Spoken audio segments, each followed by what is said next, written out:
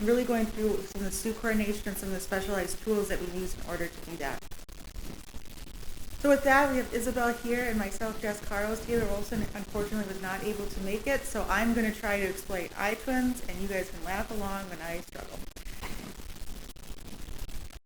All right, well, just the project overview. So in downtown Moorhead, there's two BNSF railroad lines that kind of bisect the city, the KO subdivision and the Prosper subdivision. And the city of Moorhead has always kind of struggled with how do we connect north and south Moorhead when there's trains in the area. So this project undertakes creating an underpass or a grade separation of 11th Street with those railroad lines, putting the railroads up on bridges and then digging a big hole in Moorhead to put the road underneath. And so the project stretches from 2nd Avenue South on the south end and then to 2nd Avenue North on the north end. And we intersect three major roads in downtown Moorhead: Main Avenue, Center Avenue, and 1st Avenue North. So the goal of this project is to enhance transportation connectivity throughout Moorhead. And the project has actually been planned by the city for about 20 years very seriously. But even if you go back to the 1970s, the city engineer pulled out some drawings that they had from back then about what they were planning to build a tunnel or something to separate bikes, peds, cars from the train traffic. On this slide, one of the other main reasons for connectivity was that fire station that's up in the kind of that northeast corner. So that fire station serves both North Moorhead and South Moorhead. And so when the trains are passing through town, blocking the tracks, emergency response is hindered. And so that was one of the real driving forces of getting this project done. As you can see below, 70 trains pass through downtown Moorhead daily, blocking one or both tracks for up to 5 hours a day. Oftentimes during the most kind of crazy parts of the day, during the morning commute or the evening commute. So a really desired change in the town. So the project kicked off with utility coordination for final design. We worked with a subsurface utility contractor, T2 Utilities, to do a utility exploration and kind of identify what are all the utilities in the area in downtown Moorhead that we're going to be needing to deal with before construction. And so that was started in the summer of 2021, and then I just have a list of about the dozen or so utility owners that were all impacted by this project. A lot of communication companies, a few power companies with Xcel, and then Moorhead Public Service. And we also have the city utilities on here for their water, sanitary work, and then of course like gas and other BNSF like Signal Interconnect. We mentioned schedule. The subsurface utility exploration started during the summer of 2021, and then final design kicked off in the fall of 2021. So we were able to kind of take that information and plug it right into our design models. The 30% design milestone was in the spring of 2022, and then we issued the notice and orders to utility companies, which is the legal standing upon which MnDOT kind of tells everyone, hey, you got to get out of the way. We're coming through with construction. And so those were issued right after that 30% design milestone. Typically on some other projects, we see those issued closer to post 60 or post 90%. But we wanted to get the utilities on notice and out of the way prior to breaking ground on the project. So the 60% milestone was in September 2022. 90% milestone about 6 months later in April of 2023. Went to let in the winter of 2023 into 2024, and construction started last spring. So now we'll turn it over. We'll have a video with our utility coordinator, Garrett Dyke, talking a little bit more about the process that we did. My name is Isabel Panek. I'm one of the project engineers in our roadway design group at WSB. I was the project engineer on the 11th Street Underpass working on the roadway design. Hello, I'm Garrett Dyke with WSB. I'm a project engineer and utility coordinator. I was the primary utility coordinator for the 11th Street project. What made the 11th Street project unique in terms of utility coordination versus other projects that you've worked on? The 11th Street project was very unique because of the large excavation, basically, for the project. It was a highway being constructed under a railroad, so essentially this giant area needed to be excavated, and basically all the utilities within had to be relocated out of the way ahead of the contractor. So we did hire a subsurface engineering firm, T2 Engineering, and they did a full SUE investigation for essentially the entire corridor. They were out there actually ahead of our design. They did, a full investigation, so getting both 2D and 3D utilities for most of the area, which really helped our design because we could incorporate the three-dimensional location of all of their utilities into our models, and from there we were able to do a conflict analysis and compare it with everything with our design and find the optimum location.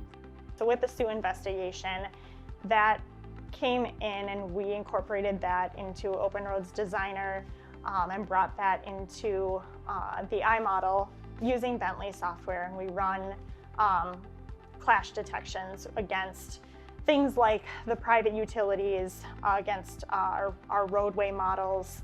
We could visually show them these things in the meetings too. We could have our CAD files directly open and show them exactly where they're in conflict. At what point during design were we working heavily with utilities on their relocation plans and getting them out of the way? We started meeting with utilities right away when design started, and then essentially through that first year, we worked with MnDOT to send out what are called notice and orders. So it's their official notice letter to these utility companies telling them they had to relocate by a certain date. And that date was actually about 6 months or a year ahead of when construction actually started. When we got the final design contract, they were looking at trying to gravity drain the stormwater out to the Red River. They thought that potentially a gravity drained option would work better down 2nd Avenue North. And there was a large XL distribution overhead line along one side of the road that proved to be very difficult or impossible to relocate. XL did offer to hold poles during design. However, the contractor really didn't love that idea due to various reasons. I guess ultimately because of all these reasons, they decided not to go down 2nd Ave North. How did that impact the utility relocation and coordination process in moving down first? Luckily, we had already done some utility investigation down both streets, so it didn't have a drastic effect other than the fact that 1st Avenue North ended up being easier to work with. There was less utilities and it was a wider corridor. So I think that just illustrates how important it was to have a whole team come behind that, and Garrett isolating and really focusing on all the utilities that needed to move along this road.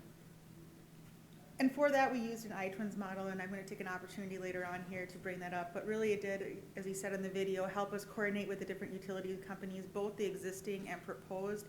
And since it is an underpass project, you could just imagine how many of those utilities were above the ground of what we were going to have to excavate. So a lot of coordination early had to happen in order for the contractor to get in there. And then we also did use conflict detection with the iTwins model in order to make sure that we were finding and isolating all the conflicts that we had, and then also rerunning it once those utilities were relocated to assure that they're outside of the conflict point and new conflicts didn't exist. And this is just kind of a visual, and like I said, I'm going to attempt to go to an iTwins model, but you can see all the utilities that are hovering above the proposed roadway and how much coordination would have to happen in order to get those out of the way for construction really to occur. So I think that's really important. And as Isabel said in the video, one of the things that Bentley is able to do using iTwins is this class detection. So what we do in order to use that is put in all of our models. So that's the structures, it's the roadway, it's all the existing utilities, it's the proposed utilities, and then run class detection to really see where those conflicts are going to occur and what we need to do in order to make them not occur into the future. So I think that's really important aspect of using the iTwins model as we did this in this project. So like I said, we were running some clash detection. It's automated, so we can rerun it as many times as we need to see what's happening, or if Isabel changes the design, Garrett can go in there, rerun the clash detection, and it can indicate anything new that's popping up.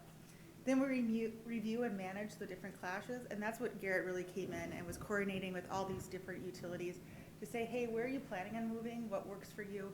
We could import them into our iTwins model and we could see if it was making any additional clashes or what was going to happen into the future.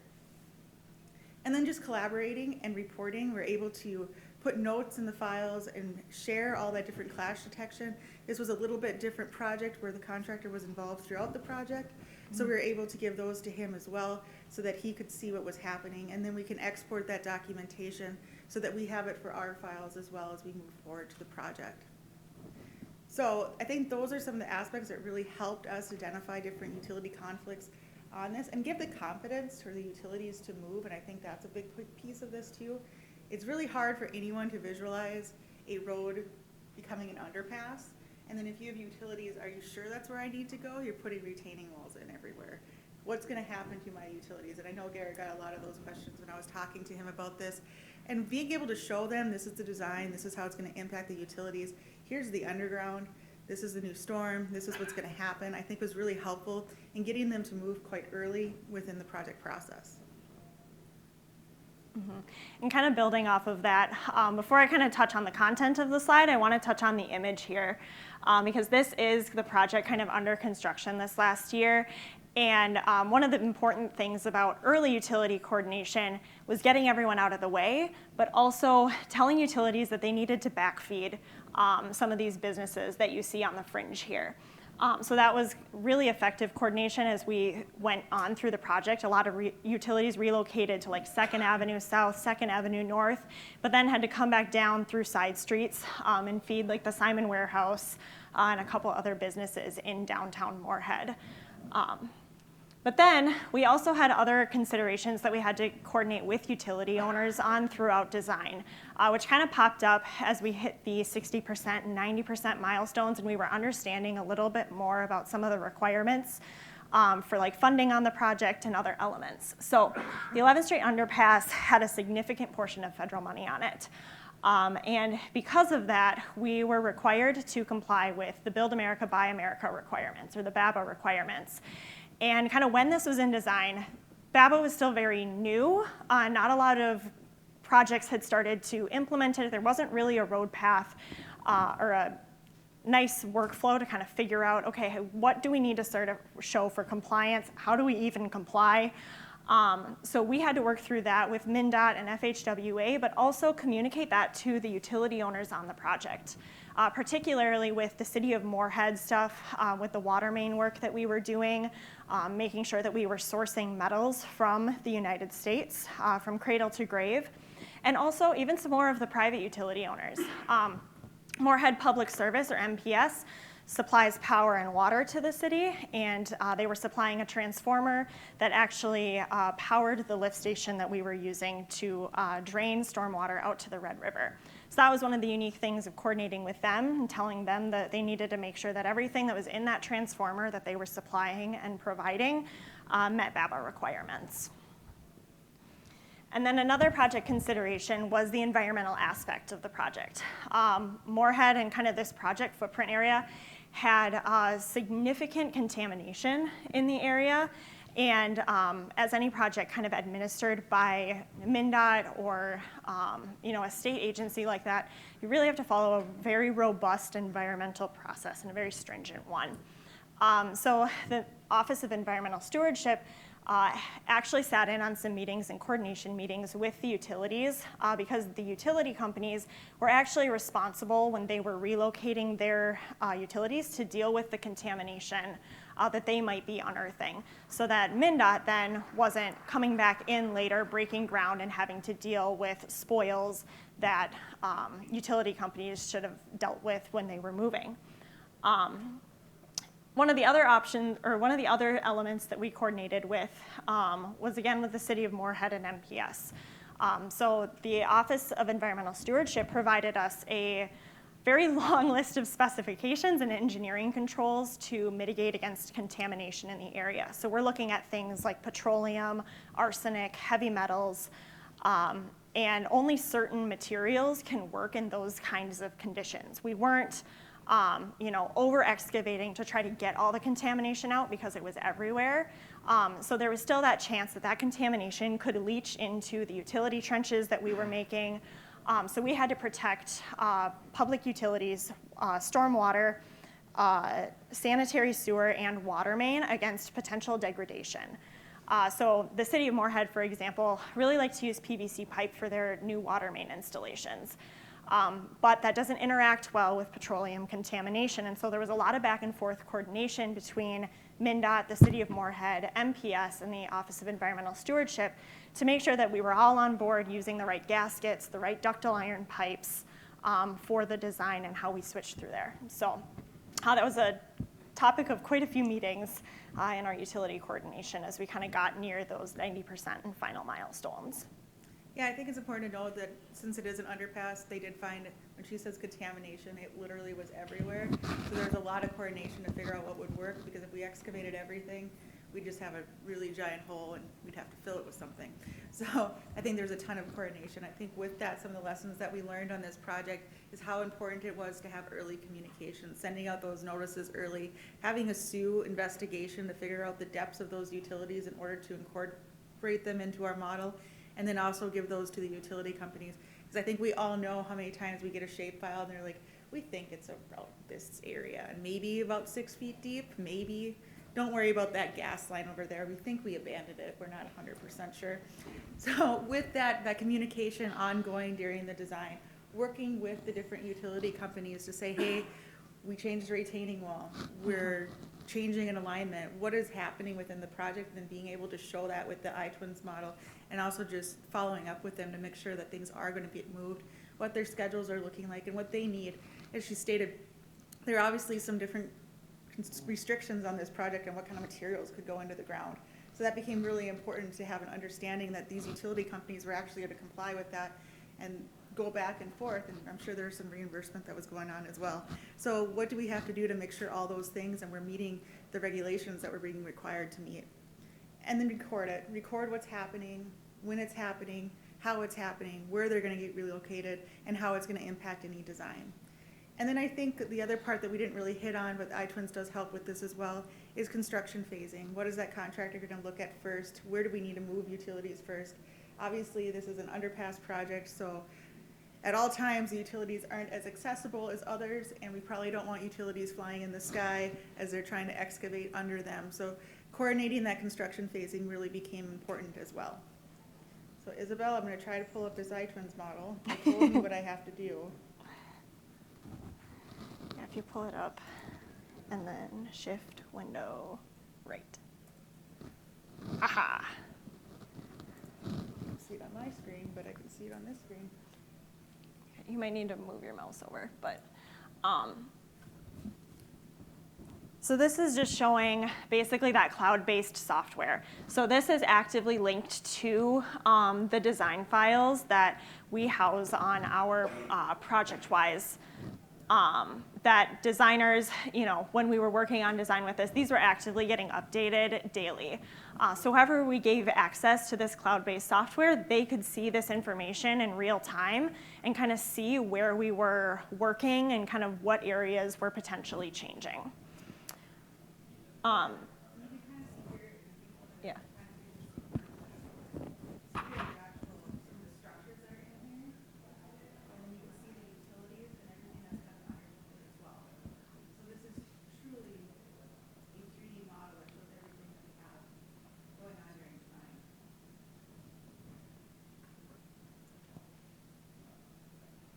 Yeah, and there's a lot of fun tools in this cloud-based software that we use too.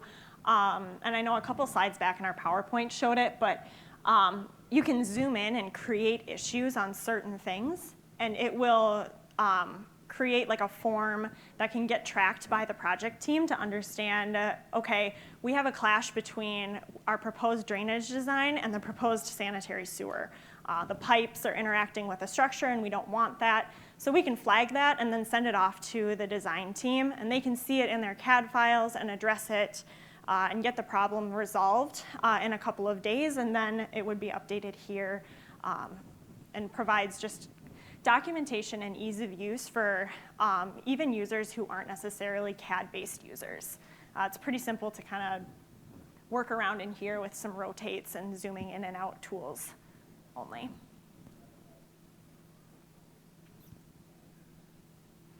Right, with that, open up to any questions that anyone might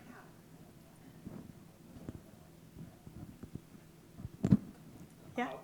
You said that you wanted the utilities out of the way before construction started. Was that the case then, or were they able to relocate before, or was it coordinating that effort as construction progressed?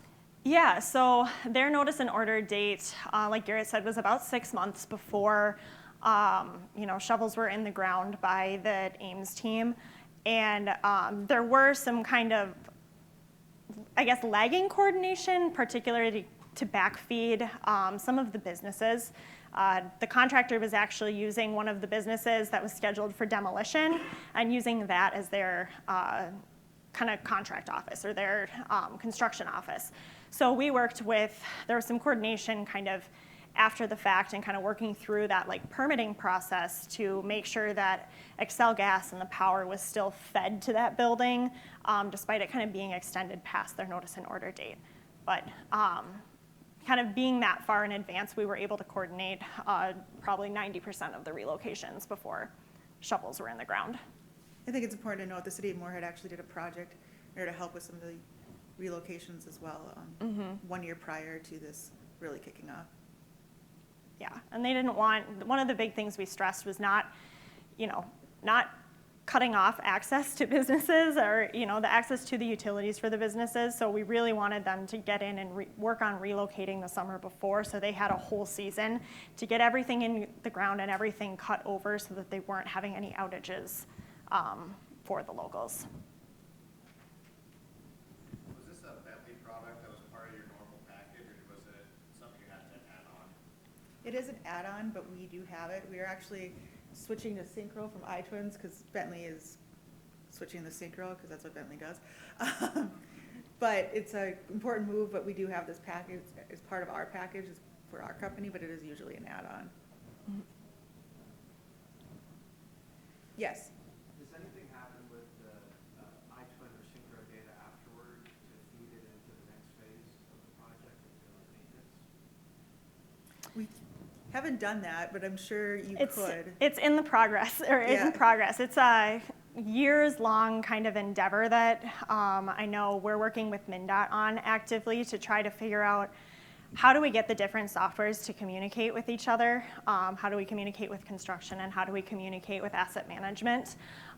So there's nothing really set in stone yet in terms of that process, but it is being actively worked on, in MnDOT at least. Yes. What type of Buy America A lot of the times it was just a like signed and sealed document from the supplier stating that they meet the BABA certifications. And so for this project, a lot of that was the steel that was brought in for the bridges and for the retaining walls. Metal was the biggest one, but then we kind of got into controls for the like the transformers and for the lift station. The pumps also had to be sourced cradle to grave from the United States, and so the pump suppliers had to just provide basically a document that said, yep, these are all sourced and made in the United States, that they provided to the contractor, which provided it to MnDOT for their records. Yes, yep. Yes. When a private utility would say, this is where I plan on putting my facility, what level of accuracy or detail did you get from them? Was it just, hey, we'll go in the easement over here, or was it, here's our CAD file, here's our more detailed design? Walk me through that piece. Yeah, Depended on the utility owner. We did exchange CAD files quite a bit with some of them. Some of them were very confident in just kind of giving us their mocked up plan sheets and talked about that we were going to, or that they were going to, go down this street.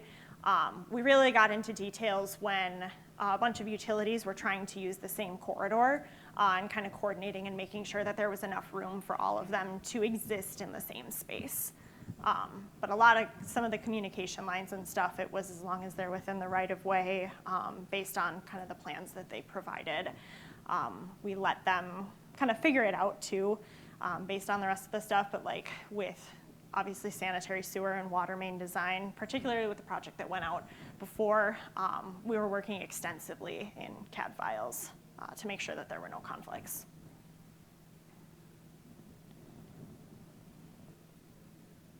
Yes. Was all your federal funding through FHWA or did you have any FRA? I was all through FHWA. Okay. Yeah.